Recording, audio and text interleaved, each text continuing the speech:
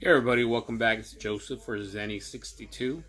So, I have some Las Vegas Raider updates. One of the things I wanted to bring up is that for a while now, I had brought up the subject of ADA accessible entrances.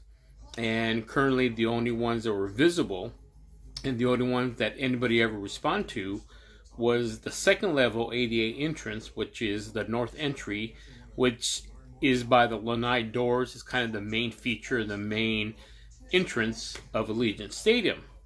So I looked closely at another construction video, and it looks like on the side, on the corner, on the right, and on the left, they do have ground floor entrances for the handicap and ADA fans who aren't able to climb those stairs, which is great news.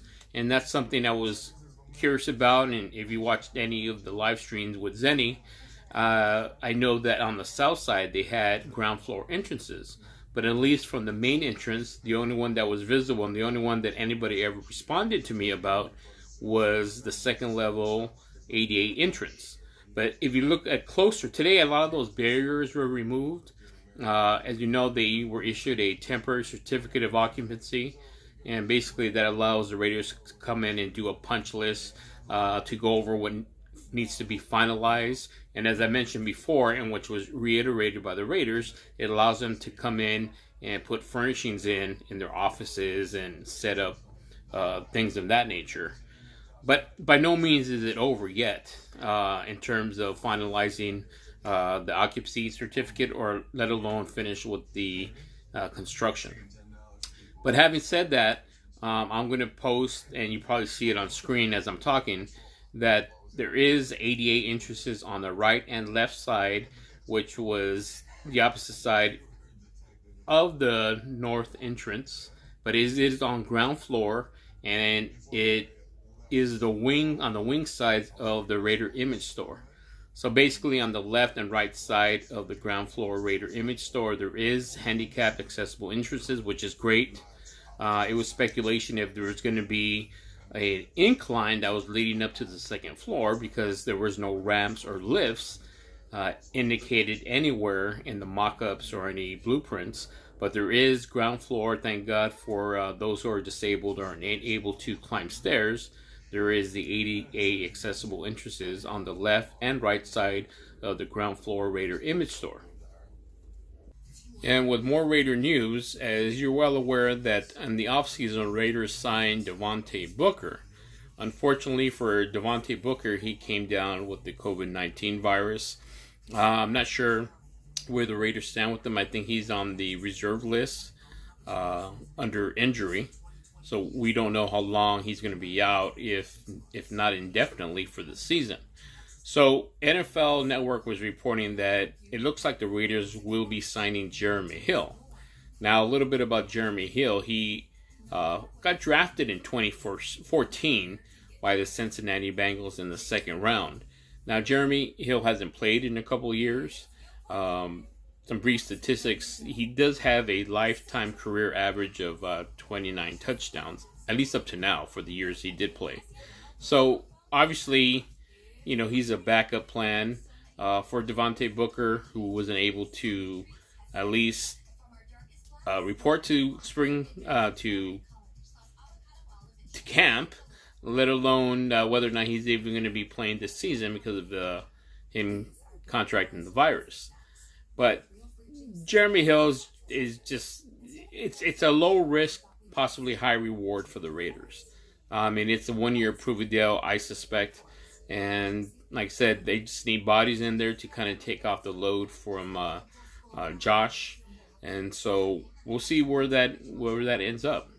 We do have other options, but you never know. With training camp, you need to kind of evaluate and see how your roster is going to be set up, hopefully once the season starts.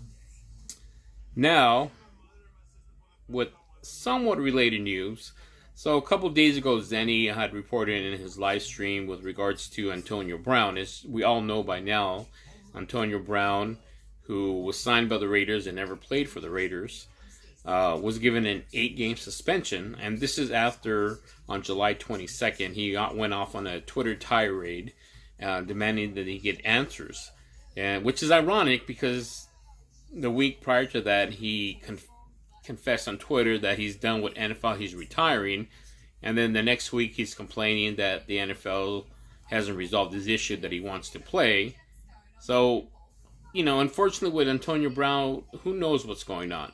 I mean, he even has a new agent. So if you're planning to retire, why do you need another sports agent and not get another entertainment agent if you want to go into acting or what have you? But he has another sports agent that's representing him. And though he's getting an 8-game suspension, that doesn't eliminate the possibility of him getting even more games suspended. You got to remember, I believe he has 2 civil lawsuits still pending. And one of those lawsuits stems from an altercation that happened, I believe, in January with a moving truck driver. It is alleged that he assaulted that truck driver. And there is audio, a 911 audio, I believe, from the truck driver himself reporting the incident. So that still has to get resolved. And whatever comes of that trial or that litigation will determine whether or not the NFL will also add additional games of suspension on top of that 8-game current suspension, at least for the 2020 season. So if you were to ask me whether or not I think he'll play in 2020, highly unlikely. I won't say never in 2020 because we've seen this world turn upside down the last few months, so who knows what will happen. But as it stands now, I don't see Antonio Brown playing at all with any team. Now, it's possible that a team does sign him just kind of to beat the punch and kind of grab him on their sign on their reserve list maybe until next season, but just to have him, sign a contract with the team that probably wants him. And it looks like the Ravens have some interest in him. So we'll see whether or not the Ravens pull the trigger and sign Antonio Brown either this year or next year. So keep it here on Zenny62, and don't forget to like and subscribe.